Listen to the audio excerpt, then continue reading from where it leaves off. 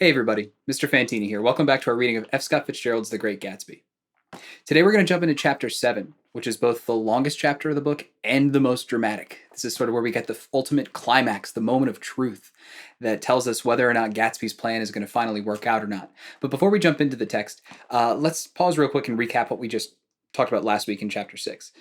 In the beginning of chapter 6, we learned about Gatsby's true past, his true history, the whole time when he's been assuring people that he's not just some nobody and weaving this elaborate backstory of his extravagant youth. We find that was all made up, as we kind of suspected. But in reality, he was just some kid from North Dakota who got swept up in the life of an eccentric millionaire and kind of built this persona of Jay Gatsby for himself. And as we know, a lot of that has been in the service of reclaiming his long lost love of Daisy from their brief time together before he went off to war. Chapter 6 ended with Tom and Daisy coming to one of Gatsby's parties that he had kind of, meticulously tried to make the most extravagant and dramatic affair of the whole season. And they get there and they hate it. They kind of can't stand these people that show up to Gatsby's house. It's a really kind of sloppy affair. Everyone's getting way too drunk. Tom and Daisy don't know anybody, and it's clear that this is not the type of party that they're really interested in. Even though it's a very expensive party, it doesn't necessarily make it a high-class party, as we saw. As we jump into chapter 7, we're going to skip ahead a little bit. The first couple pages, we learn that Gatsby has kind of dismissed all of his servants and replaced them with some kind of shady criminal characters who he thinks are more discreet because he doesn't want rumors going around that Daisy is coming over to see him almost every day at this point. So we know that their affair is underway. But it's clear to us that that's not really enough for Gatsby. He wants them to be together. And we kind of get some ominous undertones that this is when he's going to put his plan in motion to really allow him and Daisy to have a life together. At least that's what he's hoping for. So we're going to skip ahead a couple of pages, and we're going to start at the paragraph at the beginning of the kind of second section that begins, "The next day was broiling." Listen to this description of the weather this day. This climax of the book happens on the hottest day of the summer. And as we read, I want you to be thinking about how extreme heat affects people's behavior, especially when you're like in a city. Like you get on the bus and it's the hottest day of the year and everyone's hot and everyone's crowded up together. It makes everybody kind of miserable, right? And kind of short-tempered. Keep that in mind as we watch this dramatic conflict unfold in chapter 7, okay? So let's jump in. The next day was broiling, almost the last, certainly the warmest of the summer. As my train emerged from the tunnel into the sunlight, only the hot whistles of the National Biscuit Company broke the simmering hush at noon. The straw seats of the car hovered on the edge of combustion.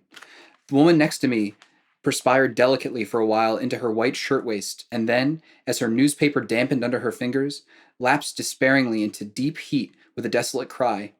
Her pocketbook slapped onto the floor. "Oh my," she gasped. I picked it up with a weary bend and handed it back to her, holding it at arm's length, and by the extreme tip of the corners to indicate that I had no designs upon it. But everyone nearby, including the woman, suspected me just the same. "Hot," said the conductor to the familiar faces. "Some weather. Hot, hot, hot. Is it hot enough for you? Is it hot enough for you? Is it hot enough?" I mean, Fitzgerald's kind of like ramping up how annoying this is to kind of put us in that state of discomfort that kind of colors all the interactions that we have on really hot summer days like this. My commutation ticket came back to me with a dark stain from his hand. That anyone should care in this heat, whose flushed lips he kissed, whose head made damp with pajama pocket over his heart. Through the hall of the Buchanan's house blew a faint wind, carrying the sound of the telephone bell out to Gatsby and me as we waited at the door. So I should have said this before. Nick is taking the train over to Daisy's house because he and Gatsby have been invited over for lunch. "The master's body," roared the butler into the mouthpiece. "I'm sorry, madame, but we can't furnish it. It's far too hot to touch this noon."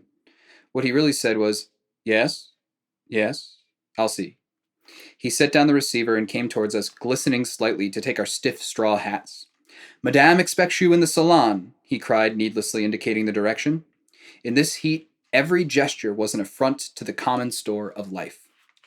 The room, shadowed well with awnings, was dark and cool. Daisy and Jordan lay upon an enormous couch like silver idols weighing down their own white dresses against the singing breeze of the fans. We can't move, they said together. Jordan's fingers, powdered white over their tan, rested for a moment in mine. And Mr. Thomas Buchanan, the athlete? I inquired. Simultaneously, I heard his voice, gruff, muffled, husky, at the hall telephone. Gatsby stood in the center of the crimson carpet and gazed around with fascinated eyes. Daisy watched him and laughed, her sweet, exciting laugh. A tiny gust of powder rose from her bosom into the air. The rumor is, whispered Jordan, that that's Tom's girl on the telephone. We were silent. The voice in the hall rose high with annoyance. Very well, then, I won't sell you the car at all. I'm under no obligations to you at all. And as for your bothering me about it at lunchtime, I won't stand for that at all. So they wander in. Daisy and Jordan are kind of like lounging on the couches, barely moving because it's so hot out.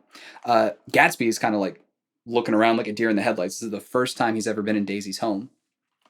And they're talking about the fact that Tom is talking to his mistress on the phone in the hall, which when we actually hear his voice, it turns out isn't true. I mean, he's yelling about how, oh, well, I won't sell you the car at all. Who's he talking to?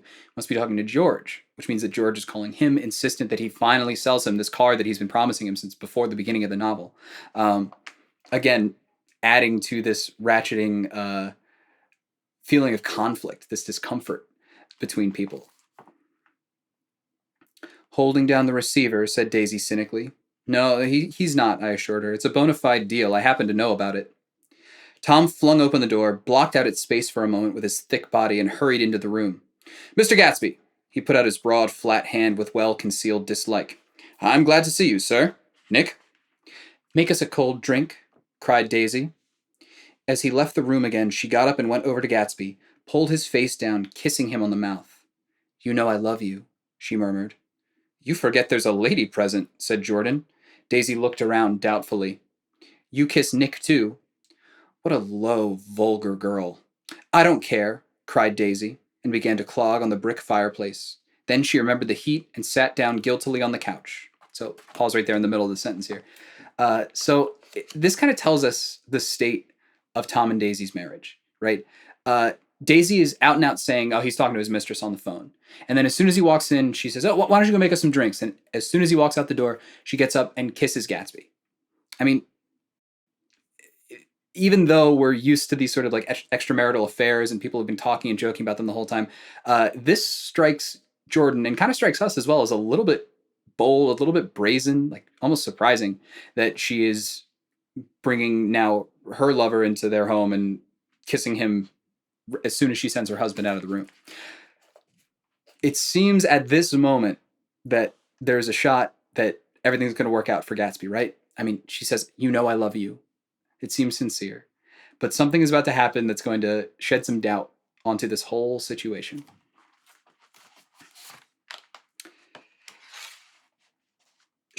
I'll backtrack a little bit. Then she remembered the heat and sat down guiltily on the couch just as a freshly laundered nurse leading a little girl came into the room. Blessed, precious, she crooned, holding out her arms. Come to your own mother that loves you.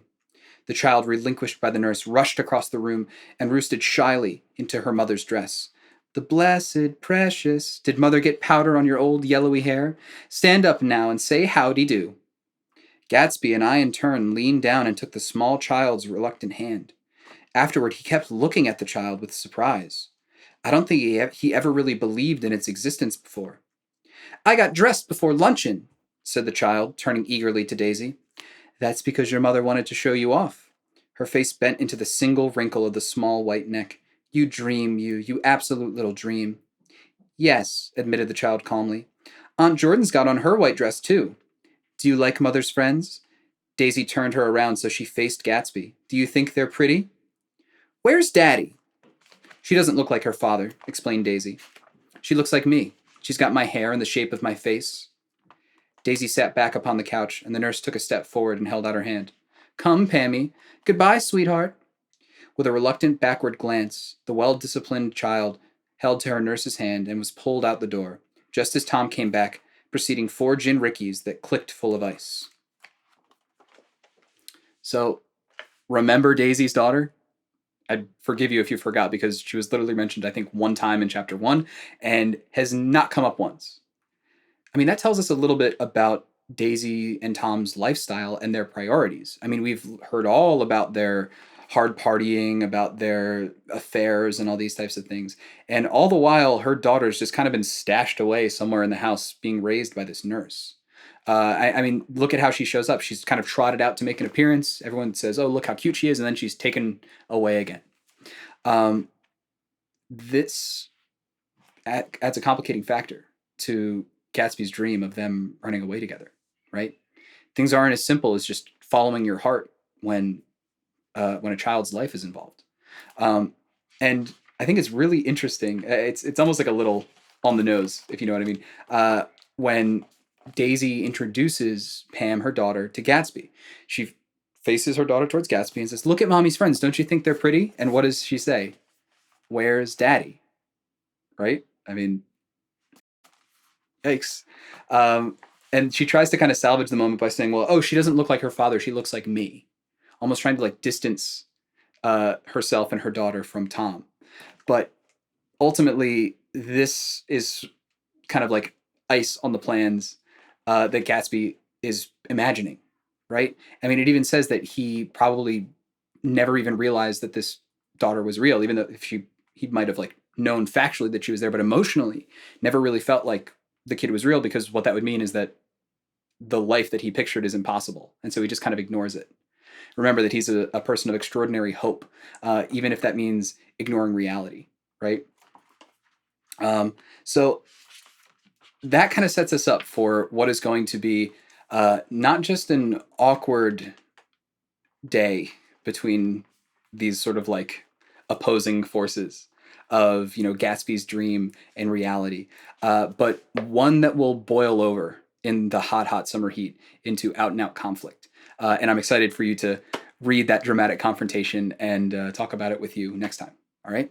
So keep on reading. Enjoy chapter 7. Enjoy the climax, and we will discuss it next time. All right. Take care.